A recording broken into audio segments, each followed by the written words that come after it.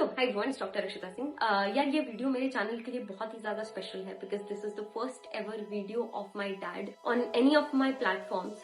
मैंने कल आप लोगों को कंफर्ट जोन से बाहर जाके पेरेंट्स को एक्सप्रेस करने के लिए बोला था। पेरेंट्स से ना इस टाइम पे हम लोग ना बहुत ऐसे प्यार की उम्मीद करते हैं, पर कहीं ना कहीं वो लोग खुद इतने प्रेशर में होते हैं कि बहुत बार बहुत मोमेंट्स के ऊपर हम लोग को समझ नहीं पाते और एक ही ऐसी नजरें होती हैं जिसमें हम रिस्पेक्ट इस टाइम पे ढूंढ रहे होते हैं और फिर जब वहां पे इज्जत नहीं मिल पाती ना, जब वहां से प्यार नहीं मिल रहा होता तो फिर और वो लोनलीनेस फील होता है और जितना हम शायद कर सकते थे, खुल के खेल सकते थे, और डर लगने लगता है कि क्या मेरे माँ बाप भी नहीं है क्या आप मेरे साथ। सो दोनों तरीके की चीजें होती हैं। कुछ गलतियां हमारी तरफ से होती हैं, कहीं ना कहीं कुछ चीजें मुझे ऐसे लगता है आप बड़े हो, माँ बाप हो, ये वीडियो मैं स्पेशली तुम लोगों के पेरेंट्स के लिए ही बनाना चाहती हूँ। तो ऑफकोर्स वो बड़े हैं, बहुत चीजें जानते हैं, पर कहीं ना कहीं कुछ चीजें हो सकता है शायद वो भी ना जानते हो। और ये video I am literally requesting to each and every single student to send it to your parents. खुद तो देखना ही जरूर, तुमको भी समझ में आएगा कि ओके कुछ साल बाद जाकर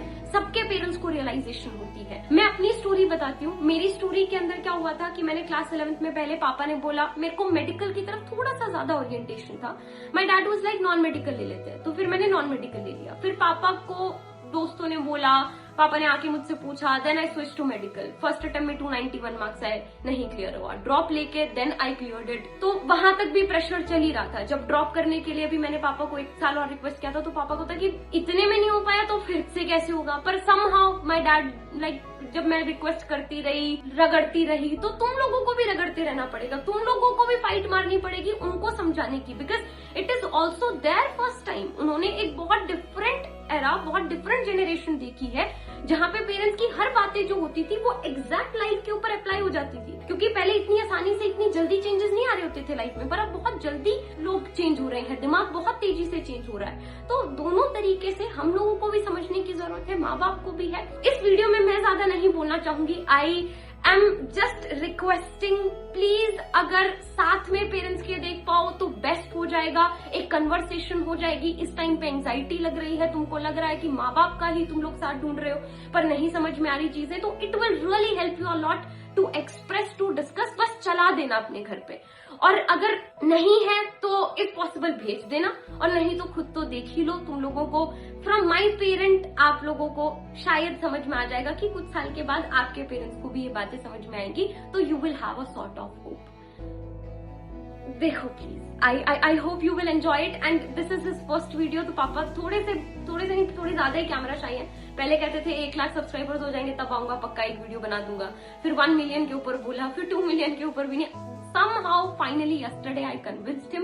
एक और पार्ट रिकॉर्ड किया है, वो भी किसी दिन शेयर करूंगी, that is about me. But right now तुम लोगों को हेल्प की जरूरत है, so this is the part which I am attaching. वो नजरें मिला के नहीं बात कर पाई कैमरा में, सो कैमरा क्वालिटी उन चीजों पे मत देखना, but just all the parents, नमस्ते अंकल, नमस्ते आंटी जी, प्लीज एक बार इस वीडियो को जरूर देखना और प्लीज इन बच्चों को समझने की कोशिश करना, हम लोगों को समझने की कोशिश करना। अंडरस्टैंडेबल है, आप लोगों का फर्स्ट टाइम है, आप लोगों को कुछ टाइम के बाद ये चीजें रियलाइज होंगी, कुछ टाइम के बाद ये चीजें शायद समझ में आएंगी, ऑफ कोर्स। बट कभी कभी जो शायद मेरे पापा ने कभी कभी मुझे सपोर्ट नहीं किया, उनको वो गलतियां रियलाइज हुई, हम किसी और की गलतियों से सीख लें तो शायद हम अपने बच्चे को और बेटर सपोर्ट कर पाए। और अगर मैंने थोड़ा बहुत ज्यादा बोल दिया है तो उसके लिए मैं माफी चाहूंगी। Thank you. और इसमें ये भी बता दो कि एक दिन वो भी पेरेंट बनेगी, तो ऐसी कौन सी चीजें जो आपने गलत करी जो आप चाहोगे कि वो ना करे, या ऐसी चीज जो आपको लगता है कि वो गलत करेगी वो सही करे अभी से, ताकि वो एज ए गुड पेरेंट। देखो ये तो मैं भी कह चलता हूँ, कई बार हम अपने फैसले थोप देते हैं और मैंने बच्चों दोनों को अपने फैसले दिए हैं, लेकिन जो मैंने फैसले दिए ना बच्चे उनके दूसरे फैसले पर चले रहे, वहां कामयाबी मिली है। रक्षिता को मैंने नॉन मेडिकल दिलाई, लेकिन उसने उस फैसले को पलटा।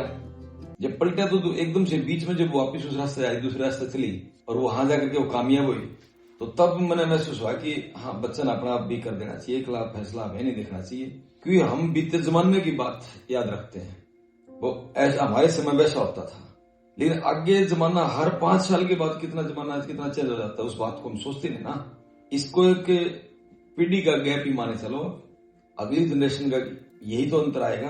और पहले तो बहुत दिनों बाद, मतलब यूं माने थोड़ा आप 20-20, 30-30 साल के अंदर कोई चीज चेंजिंग आती थी, बहुत मुश्किल से आती थी। और अब तो हर 5 साल के बाद आती है। ये जो एआई का जमाना आ गया, जो चेंजी के बच्चे जो आगे जा रहे हैं, एआई का जमाना इन्होंने देख लिया है।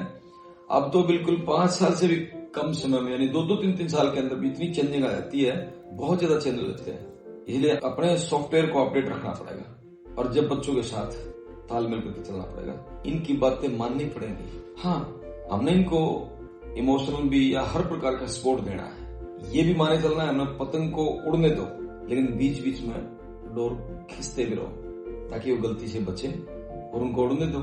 जितना पतंग को हम खींचेंगे उतना ऊपर भी तो उठेगा, और बीच बीच में पतंग को छोड़ दो, ढीला छोड़ दो, हम माने चलते हैं वो गिरेगा नहीं, वो लंबाई लेके चलता है। फिर खींचो आप उसको, आप जिसको गिरना कहते हैं, वो लंबाई लेके चलता है। ये हमारी इमेज दूसरी होती है, लेकिन चलो उसको मौका दो गिरने का, और फिर खींचो डोर को, बीच बीच में खींचते रहो, वो उतना ऊपर उठाएगा, उतनी ऊंचाई बुलंदियों को उठाएगा।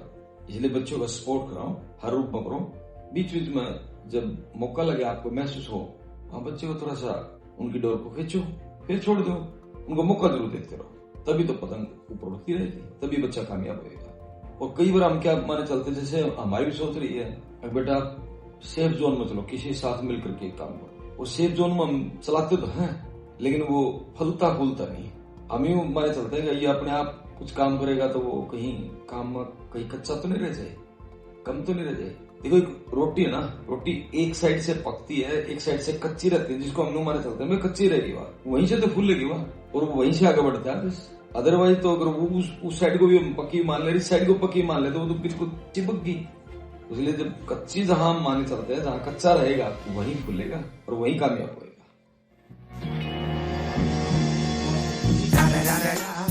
It's the one and only Digo Double